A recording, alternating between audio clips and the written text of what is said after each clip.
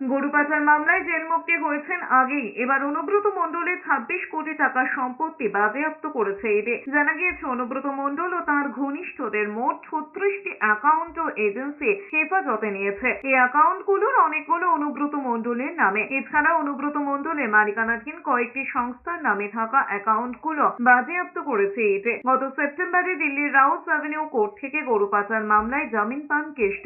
2022-এর 11ই August গরু পাচার মামলায় বীরভূমের নিচুপট্টির বাড়ি থেকে অনুব্রত মণ্ডলকে গ্রেফতার করেছিল সিবিআই। পরে এই মামলায় তাকে হেফাজতে নেয় ইডি। আসানসোলের জেল থেকে অনুব্রত মণ্ডলকে তিহারে নিয়ে যাওয়া হয়েছিল। অগস্টে সিবিআই এর মামলা থেকে জামিন পান কেষ্ট। পরে সেপ্টেম্বরে ইডির মামলায় দিল্লির রাউস অ্যাভিনিউ কোর্ট থেকে জামিন পান তিনি।